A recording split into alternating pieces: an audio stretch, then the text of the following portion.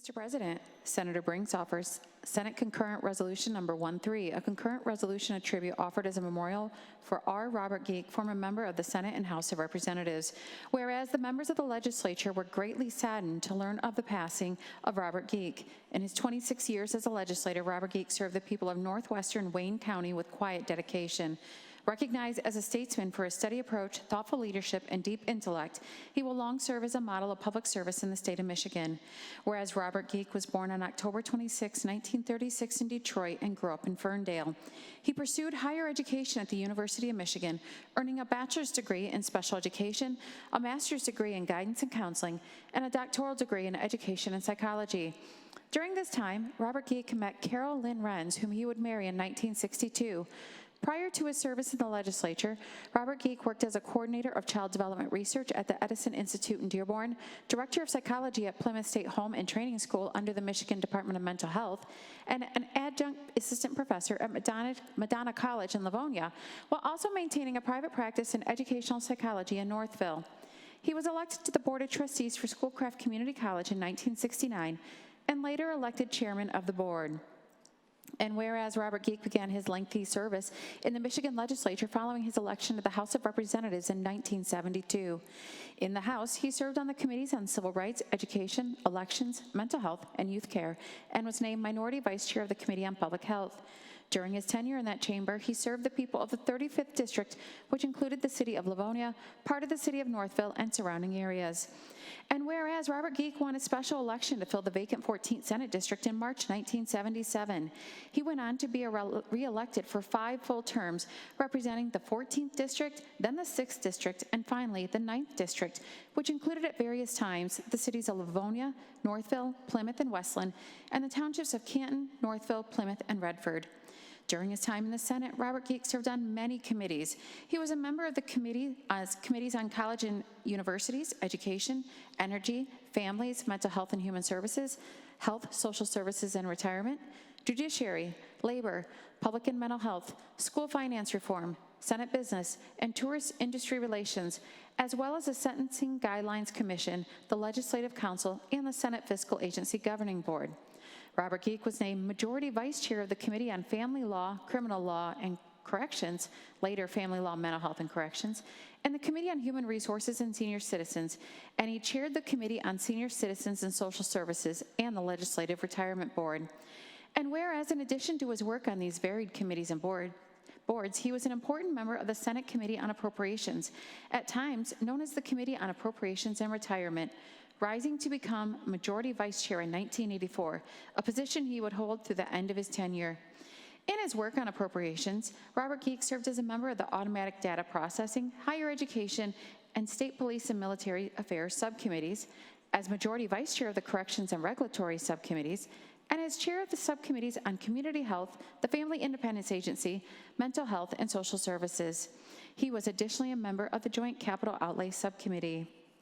And whereas Robert Geake was a leader in the Senate, both formally through his work as assistant floor leader for the Republican caucus, and informally advocating for policy changes to protect Michigan's children, Robert Geake co-sponsored legislation to create the Office of the Children's Ombudsman, today known as the Office of the Child Advocate, to oversee children's protective services, foster care, and adoption by investigating complaints, holding hearings, and recommending legislation.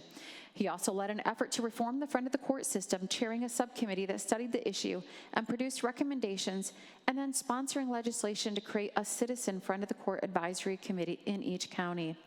And whereas during an era when special committees were often formed to study various issues, Robert Geake was appointed to numerous special committees, ad hoc committees, and task forces. Topics addressed by these groups included many important issues of the day, including mental health care and services, education, welfare reform, ethics, healthcare, aging, government oversight, science, technology, and many more. And whereas Robert Geake departed from the Senate at the conclusion of the 1997-1998 legislature, declining to seek re-election, but this was not the end of his public service career. He joined the Office of the Children's Ombudsman, which he had helped create, as an investigator, and was later appointed to the position of Ombudsman by Governor Engler in 2001. While serving in this role, the governor appointed Robert Geake to the Child Support Leadership Council, which advised the governor on how to improve services for families. He was later appointed as State Racing Commissioner and reappointed to the Legislative Retirement System Board of Trustees, which he would go on to chair for over 20 years. And whereas Robert Geake also had a rich life outside of his career, he was a member of the National Education Association, the Northville Rotary Club, the Livonia Elks, various historical and genealogical societies, and the American and Michigan Psychological Associations, the latter of which recognized him as a fellow. He was also listed by Marquis Who's of Who and given the Recognition Award by the Foundation for Improvement of Justice in 1993. A Presbyterian, he taught Sunday school in Northville, the city where he and his wife settled down, bought a farm, and raised a family. In his spare time, he enjoyed bird watching, researching his family's genealogy, and hunting for interesting facts about Michigan history using the Michigan Manual. And whereas R. Robert Geake will be remembered as an intelligent, thoughtful, and dedicated public servant, a man who brought people together and treated everyone with kindness and respect. At the end of his service in both the House of Representatives and the Senate, he took the time to reflect on the years he spent with his elected representatives, thanking them for their friendship and honoring the sacrifices they made to serve the people of the state of Michigan. Our hearts go out to his family, including his wife, Dr. Carol Lynn Geake, and their 4 children, Roger, Tammy, Carolyn, and Will, as they mourn his loss. Now therefore be resolved by the Senate that we offer this expression of our highest tributes to honor the memory of R. Robert Geake, a member of the House of Representatives from 1973 to 1977, and a member of the Senate from 1977 to 1998. And be it further resolved that copies of this resolution be transmitted to the Geake family as evidence of our lasting esteem for his memory. The rules have been suspended to allow for immediate consideration of the resolution. There are no amendments pending to the adoption of Senate Concurrent Resolution 1-3. The question is on the adoption of Senate Concurrent Resolution 1-3. Is there any discussion? The President recognizes Leader Brinks. Thank you, Mr. President, and I ask that my remarks be printed in the journal. Without objection, so ordered. Colleagues, I rise to honor the memory of one of our own, former Senator R. Robert Geake. Senator Geake was a legislator of over 26 years, a licensed psychologist, the first director of the Office of Children's Ombudsman, a University of Michigan alum, a kind family man, and an intelligent, thoughtful leader. Before his time in the legislature, Senator Geake worked in child development research, education, and psychology. He was first elected to the Michigan House in 1972 and later went on to serve 5 terms in the Senate, representing the people of northwestern Wayne County with steady dedication. Senator Geake was a champion for Michigan kids, reforming the friend of the court system and co-sponsoring legislation to establish what is known today as the Office of the Child Advocate, an independent watchdog agency to protect kids in the child welfare system. After his service in the Capitol came to an end, Senator Geake joined the former Office of the Children's Ombudsman as an investigator and was eventually appointed to the position of Ombudsman. He was also appointed to the Child Support Leadership Council and the Legislative Retirement System Board of Trustees, which he chaired for over 2 decades. Beyond his public service career, Senator Geake was also an engaged community member, family genealogy researcher, Michigan history buff, bird watcher, loving father, and husband to his wife, Dr. Carol Lynn Renz Geake, of 63 years. He will be remembered for his steady leadership, his ability to bring people together, and for treating everyone he encountered with kindness and respect. Today, we express our thanks for Senator Geake's commitment to serving the people of Michigan, his many contributions to this chamber, and his passion for public service. May he rest in peace. Thank you. Seeing no further discussion, will all senators, guests, and staff please rise for a moment of silence?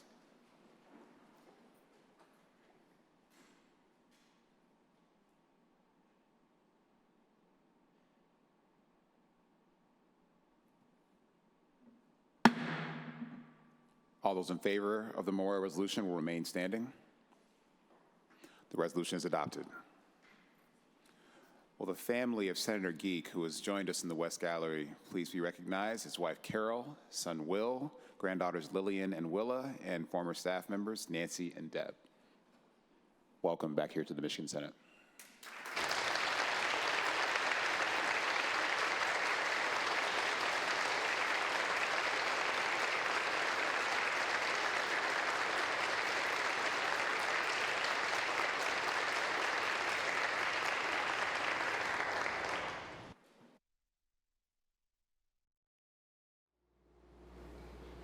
Speaker recognizes Representative Kolazar. Thank you, Mr. Speaker. I rise today to honor the life of Dr. Robert Geake. When we remember those who have served in this chamber, we often begin with the offices they held and the accomplishments they achieved. Dr. Geake's resume certainly gives us plenty to share with regard to his accomplishments. But what strikes me the most is not the list of positions he held. It is the consistency of purpose that connected them. Long before he served in the legislature, Dr. Geake devoted himself to understanding children, how they learn, how they grow, and what they need to flourish. He built a career in education and psychology because he believed that human potential is worth investing in and that society has an obligation to help every child develop that potential. That perspective never lost him. When Dr. Geake entered public service, he did not stop being an educator. He simply found a larger classroom. The questions that guided his professional life became the questions that guided his work in government. How do we help young people succeed? How do we strengthen families? How do we create institutions that serve people with dignity and compassion? In an era when politics often rewarded volume over reflection, Dr. Geake brought something different. He brought curiosity. He brought the habits of an educator and psychologist, listening before speaking, studying before deciding, and always remembering that public policy affects real people whose stories and lives matter. Education is ultimately an act of faith. It reflects a belief that tomorrow can be better than today and that people are capable of growth. Dr. Geake carried that faith throughout his life. Whether working with families, constituents, or colleagues, he invested in people because he believed in their capacity to learn, improve, and contribute. That may be his most enduring legacy. The buildings we dedicate and the laws we pass are important, but educators understand something deeper. The most lasting impact we have is in the lives we shape and the opportunities we create for others. Dr. Geake spent a lifetime creating those opportunities. Today, we honor a legislator, but we also honor a man who never lost sight of the value of education, the promise of young people, and the responsibility we all share to help the next generation thrive. I think that one of our most important goals as lawmakers, and really one of our most important responsibilities in being good, compassionate human beings, is to make our state and our communities a better place. Through his work as a legislator, by way of his time in the education sphere, and as a family member and friend to many, Dr. Geake was the epitome of someone who made Michigan and his local community better. He leaves behind a legacy we can all only strive toward. I extend my condolences to his family and to all who mourn his passing. May they take comfort in a life well lived and a legacy that continues in the countless people he helped along the way. Thank you, Mr. Speaker. The question before the House is the adoption of Senate Concurrent Resolution 13. All members in favor of the Senate Concurrent Resolution, please rise. The resolution is adopted. Speaker recognizes Representative Kolazar. Thank you, Mr. Speaker. Today, with me on the floor, we have Dr. Geake's wife, Carol, his son, Will, his granddaughters, Willa and Lillian, and in the gallery, we have his former staffer, Bill Kordenbrock. Will the guests of Representative Kolazar please rise?